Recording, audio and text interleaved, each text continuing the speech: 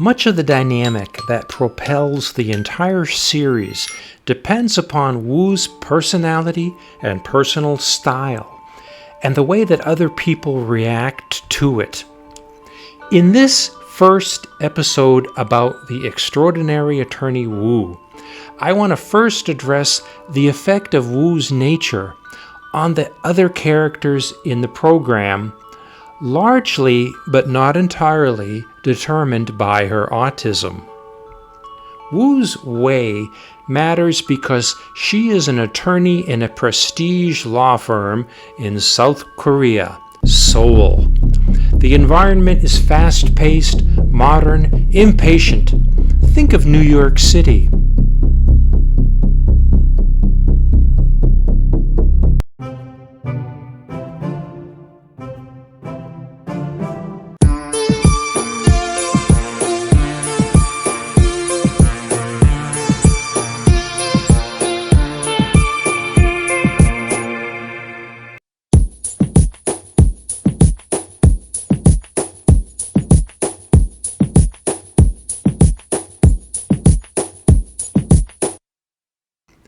Woo is a woman in a man's world, and she has autism.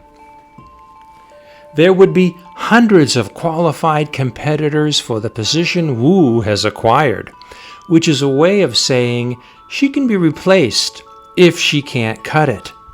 In fact, a theme of the entire series is how competitive life is in this elite band of Korea's professional world. Korean society, particularly as one fights her way up the status ladder, is fiercely competitive.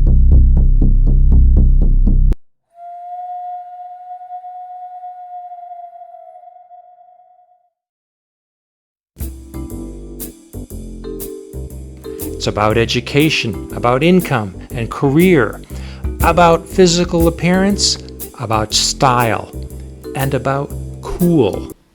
And when I say cool, I mean that as a baseline.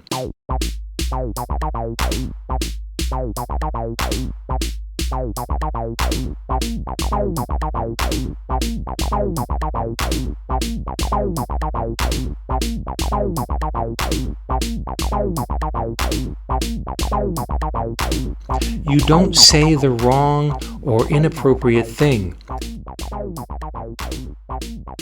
You don't come off as stupid or slow or insecure. You wear the most fashionable clothes.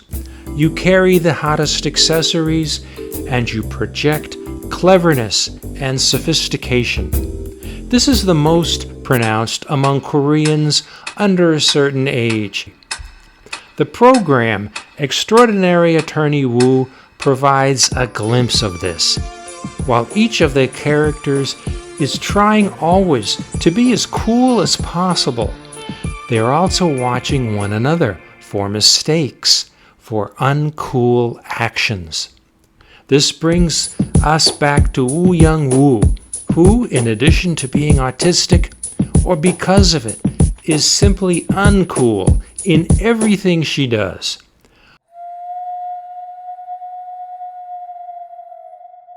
Attorney Woo can't or won't read the room in most social situations and smoothly claim space among others and fill in that gap acceptably to signal, I get it, I'm ready, I'm cool, what's next?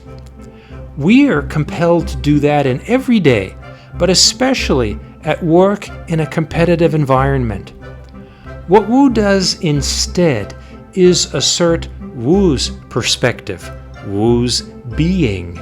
She's not so much claiming a small space in an existing situation as injecting herself in as if nothing came before.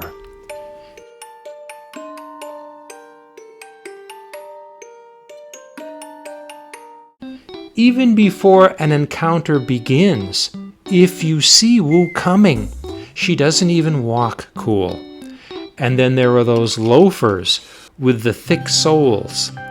The guide on thick-soled shoes is that the rest of the ensemble should be form-fitting or even tight, in counterpoint.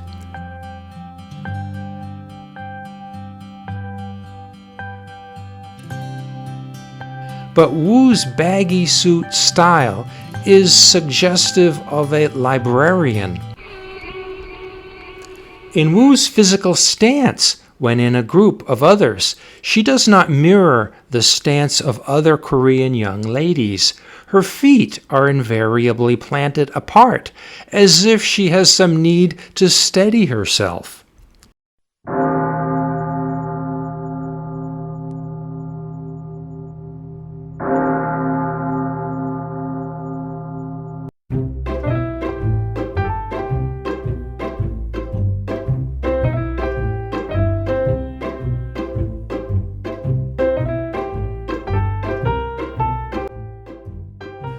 Woo has difficulty making the transition from one room to another, so she always pauses for a moment at the door and collects herself, something that at times draws attention. In episode 15, the exasperated lead attorney demands of her, "Why are you just standing there?" It's not really a question looking for an answer, but Woo Young-woo tends to take things literally, and she says back, "The shock of moving from one space to another is very overwhelming to me. If I count to 3 and take a deep breath before going in, it lessens the shock a bit."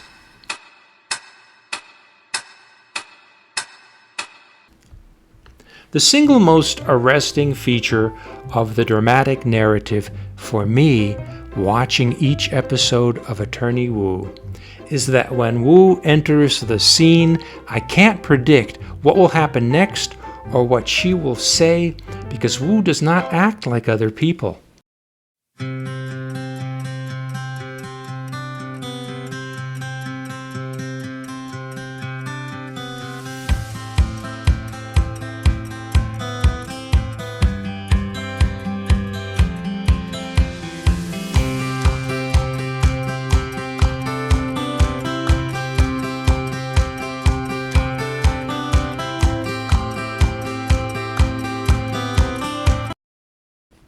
Each moment could be the moment in which Woo gets cut down, or gets publicly humiliated, or gets disgraced, sent home.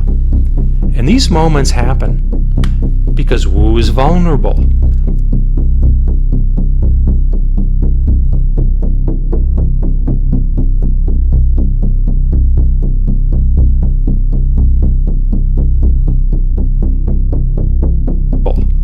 Key to the show's strength is that people watch Woo and they think, that could happen to me. I don't have autism, but I have blundered in front of others before.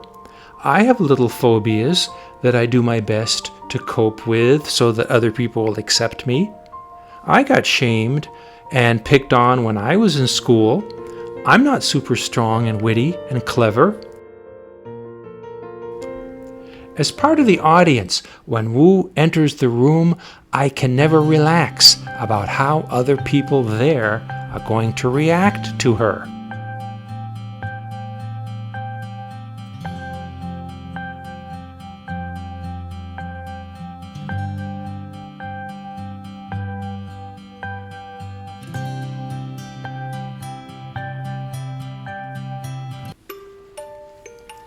In episode 2, Woo is walking leisurely down the street with Jun-ho, walking with the coolest guy in town.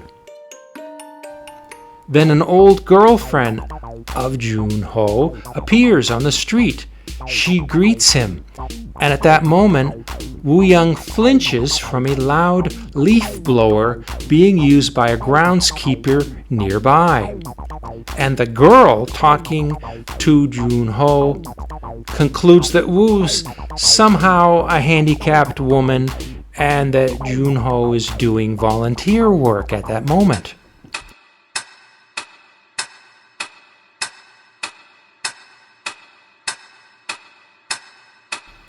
By the time Woo-young figures out what's happened and she's lost face in front of Junho's old friend, it's too late to repair the social mishap.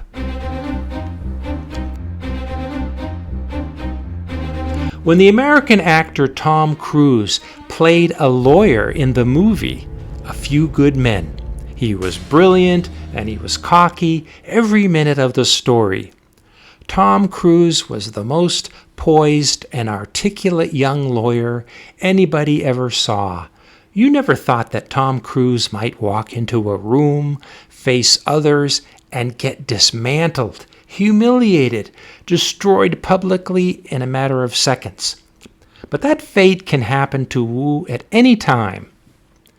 If Woo gets teased by a passenger riding on the subway, this is of no consequence. But Woo could be in court in the middle of a case, and something she does can set off the judge, as happens in episode 1. When Woo repeats back the judge's instructions to her, in a moment not uncommon to autistics, experiencing immediate echolalia. It's a reflex action.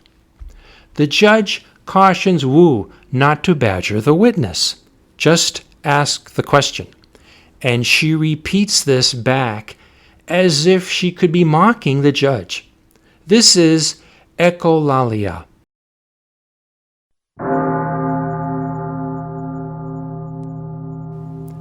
For a moment, we don't know if Woo is going to face disciplinary action from the judge. And she catches herself, and now she's off balance for a moment.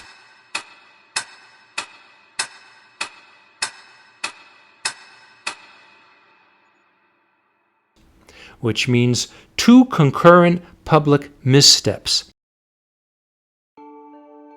The echolalia incident and the panic attack after it, before she pulls herself back together again.